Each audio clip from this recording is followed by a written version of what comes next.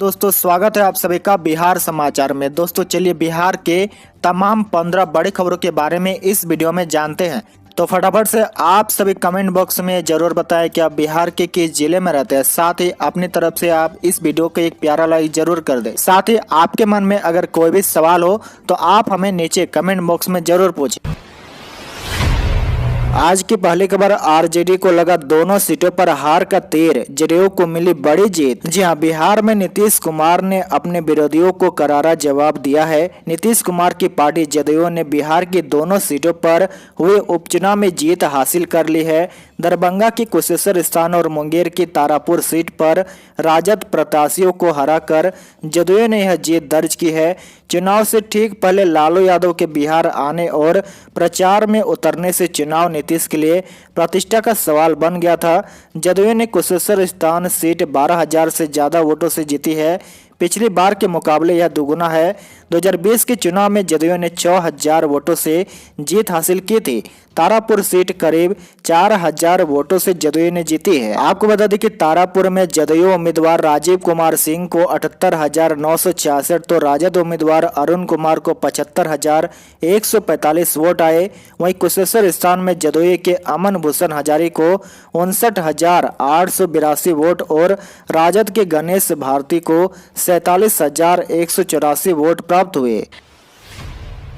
दूसरी तरफ तेजस्वी ने स्वीकारी हार, क्रिकेट के अंदाज में दिया जवाब। नेता प्रतिपक्ष बोले, खोने के लिए कुछ नहीं था, सेकंड लास्ट बॉल तक चला मैच। जी हां, तारापुर और कुशेश्वर स्थान उपचुनाव में जदयू की जीत के बाद नेता प्रतिपक्ष तेजस्वी यादव ने कहा कि हमारे पास खोने के लिए कुछ नहीं था। हम पहले भी 75 सीट पर थे और आज भी 75 पर है। उन्होंने कहा कि जनादेश का हम सम्मान करते हैं, हम लोकतंत्र में विश्वास करते हैं। कुछ लोग जनादेश में विश्वास नहीं रखते हैं। पहली बार कुशेश्वर स्थान में 95 में आखिरी बार जनता दल ने चुनाव लड़ा था। जब से राष्ट्रीय जनता दल बना तब से हमने वहां चुनाव नहीं लड़ा था। इस उपचुनाव में लड़ा। हमने यहाँ जमीनी मुद्दों के साथ चुनाव लड़ा, महंगाई, बेरोजगारी आदि मुद्दों के साथ हम लड़े। एक अच्छी परंपरा शुरू हुई कि कुछ लोग निजी हमले करते रहे पर हम मुद्दों के साथ रहे। कुशेश्वर स्थान में पहली बार लड़ने के बावजूद हमने अच्छा मुकाबला किया। जो मंत्री सत्ता में बैठे हैं और गांव के हालात भूल गए हैं, वे लोग भी वहां डोर टू डोर कैंपिंग करने गए थे। उन्होंने कहा कि उनके पास खोने के लिए कुछ नहीं है। हम 75 सीट पर अब भी है। तारापुर में सेकंड लास्ट बॉल तक कड़ा मुकाबला हम लोगों ने किया।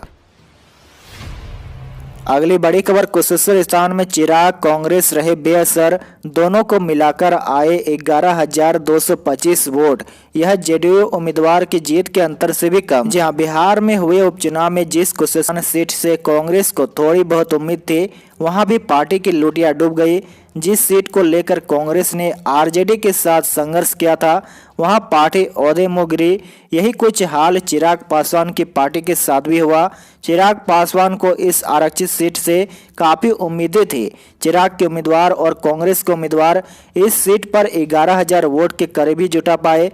कुशेश्वर स्थान की मतगणना में इन दोनों का मुकाबला जेडीयू और आरजेडी से न होकर नोटा से था। यहाँ नोटा को 2899 मत पड़े हैं। अगली बड़ी खबर, तेज प्रताप ने कुशेश्वर स्थान सीट पर हार का ठिकारा आरजेडी के 3 लोगों पर फोड़ा, तेजस्वी के फैसले पर भी उठाई उंगली। जी हां, तेज प्रताप ने आरजेडी की हार का ठिकारा पार्टी के जुड़े 3 लोगों पर फोड़ा है। तेज प्रताप ने कहा कि कुछ लोग पार्टी को बर्बाद करने के लिए आते हैं। हमने तो शुरू से ही सभी को लेकर चलने का काम किया है। कांग्रेस और अन्य लोगों को साथ लेकर चल रहे थे। इस हार के जिम्मेदार वह लोग हैं जो पार्टी को बर्बाद कर रहे हैं। कुछ लोग राजद को तोड़ना और भाई भाई को लड़ाना चाहते हैं। तेज प्रताप ने कहा कि ऐसे लोगों से निवेदन है कि पार्टी छोड़कर चले जाए। तेज प्रताप ने कहा कि जो कुछ चुनाव में हुआ वह नहीं होना चाहिए था। जो कुछ खामियां पार्टी में है उसे ठीक होना चाहिए। सहयोगियों की कद्र करनी चाहिए। आपको बता दें कि जेडीयू प्रत्याशी के हारने की खबर आते ही तेज प्रताप यादव राबड़ी आवाज से गुस्से में निकले और कुशेश्वर स्थान की हार के लिए प्रदेश अध्यक्ष जगदानंद सिंह, एमएलसी सुनील सिंह और तेजस्वी के करीबी संजय यादव को जिम्मेदार ठहराया। दूसरी तरफ तारापुर और कुशेश्वर स्थान में जदयू की जीत पर बोले सीएम नीतीश, जनता ने अपना फैसला सुना दिया। जी हां, मुख्यमंत्री नीतीश कुमार ने बिहार विधानसभा उपचुनाव में कुशेश्वर स्थान से जदयू और एनडीए उम्मीदवार अमन भूषण हजारी और तारापुर से राजीव कुमार सिंह को जीत दिलाने के लिए बिहार की जनता को बधाई दी है। उन्होंने राज्य की जनता को धन्यवाद देते हुए कहा कि लोकतंत्र में जनता मालिक है और जनता ने ही अपना फैसला सुना दिया है। जदयू की इस जीत से साफ हो गया है कि जनता के बीच मुख्यमंत्री नीतीश कुमार का विश्वास कायम है, जनता का उन्हें समर्थन प्राप्त है। वहीं राजद नेता तेजस्वी यादव के लिए अच्छी बात यह रही कि दोनों सीटों पर उन्होंने कड़ा मुकाबला दिया।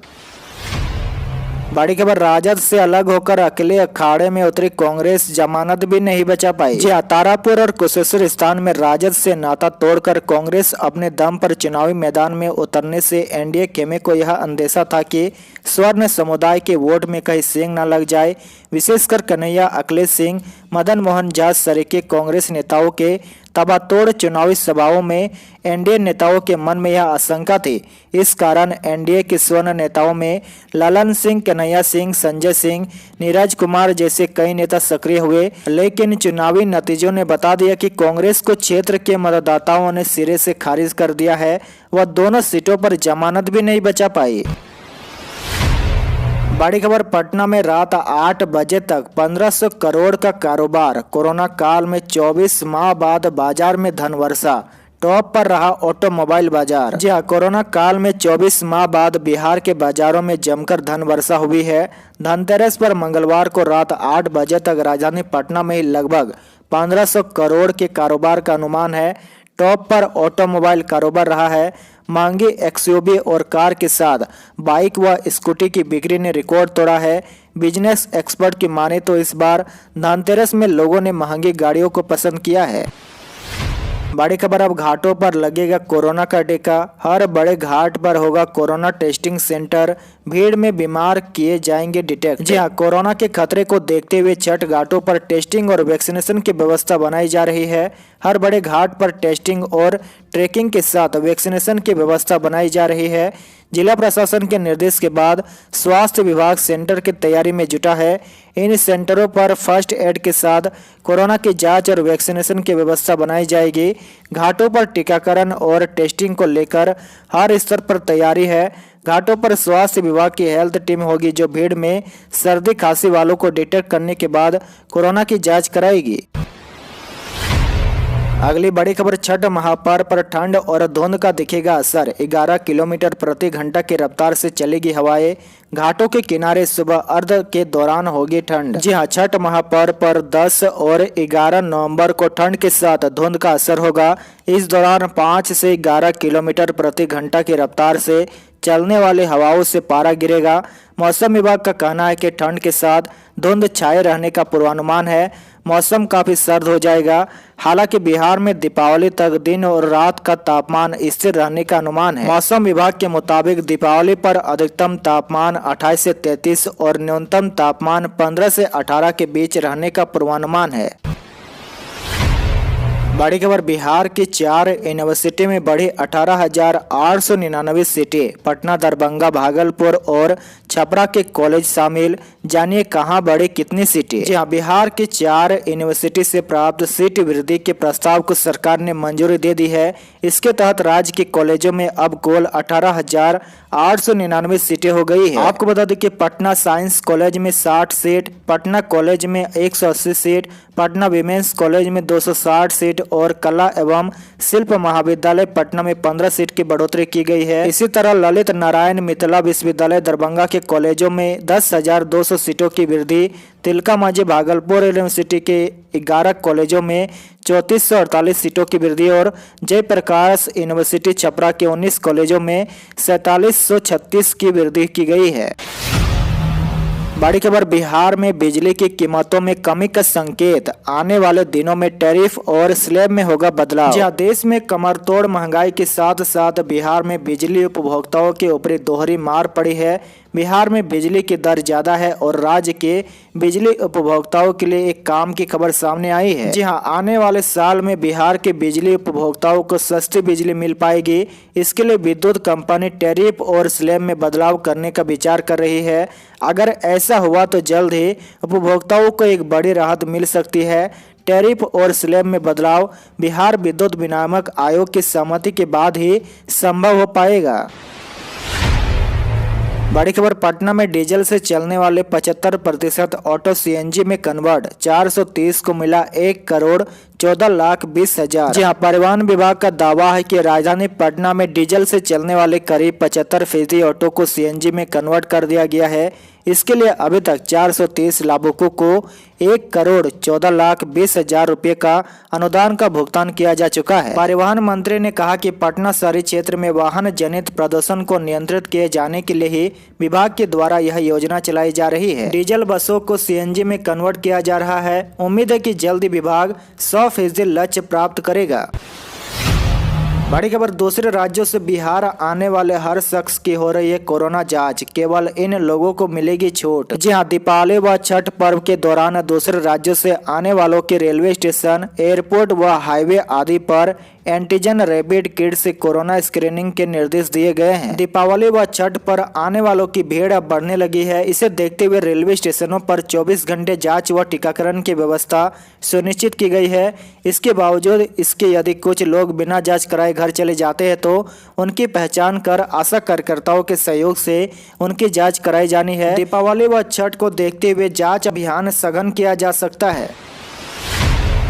बड़ी खबर, मोतिहारी में 7 नवंबर को आएंगे उपराष्ट्रपति। उपराष्ट्रपति, राज्यपाल व मुख्यमंत्री के आगमन को लेकर सभी कर्मियों की दीपावली की छुट्टी रद्द। जी हां, मोतिहारी में 4 नवंबर से लेकर 7 नवंबर को उपराष्ट्रपति, राज्यपाल एवं मुख्यमंत्री के कृषि विज्ञान केंद्र पिपरा कोठी में आगमन को लेकर डीएम ने सभी कर्मियों की छुट्टी रद्द कर दी है। इसको लेकर डीएम शीर्षद कपिल अशोक ने जिला स्थापना शाखा के माध्यम से सभी कर्मियों को इस संबंध में निर्देश जारी किया है। बताया गया है कि पंचायत आम निर्वाचन 2021 दीपावली एवं 7 नवंबर 2021 को उपराष्ट्रपति, राज्यपाल एवं मुख्यमंत्री बिहार सरकार का कृषि विज्ञान केंद्र पिपरा कोठी में आगमन निर्धारित है। इसके मद्देनजर सभी पदाधिकारियों व कर्मियों का सभी तरह का अवकाश स्थगित किया जाता है। और अंत की बड़ी खबर, नीरज चोपड़ा समेत 12 खिलाड़ियों को 13 नवंबर को मिलेगा मेजर ध्यानचंद खेल रत्न अवार्ड। जहां गोल्ड मेडलिस्ट नीरज चोपड़ा के अलावा पहलवान रवि कुमार, बॉक्सर लवलीना बोरगोहान और हॉकी खिलाड़ी श्रीजेश को भी यह अवार्ड मिलेगा। राष्ट्रीय खेल पुरस्कार 13 नवंबर को नई दिल्ली में दिए जाएंगे। आज के लिए आपका सवाल बताएं कि बिहार विधानसभा के उपचुनाव में राजद की दोनों सीटों पर हार का सबसे बड़ा कारण क्या रहा है। इसका जवाब आप हमें नीचे कमेंट करके जरूर बताएं।